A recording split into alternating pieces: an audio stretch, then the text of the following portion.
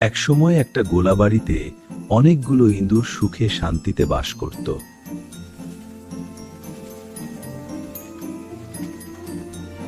হঠাৎ একদিন একটা মোটা বিড়াল সেখানে এসে হাজির হলো।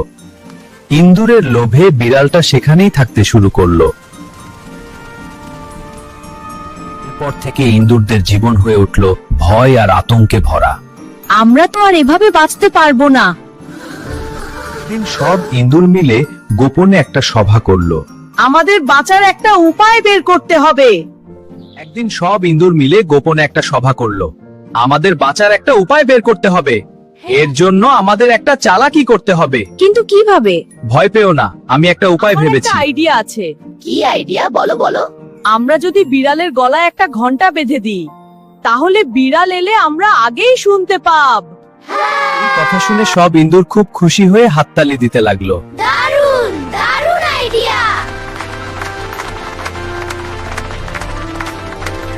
আইডিয়া ভালো, কিন্তু একটা কথা, বিড়ালের গলায় ঘন্টা বাঁধতে কে যাবে? সবাই চুপ করে রইল, কেউ এগিয়ে এলো না।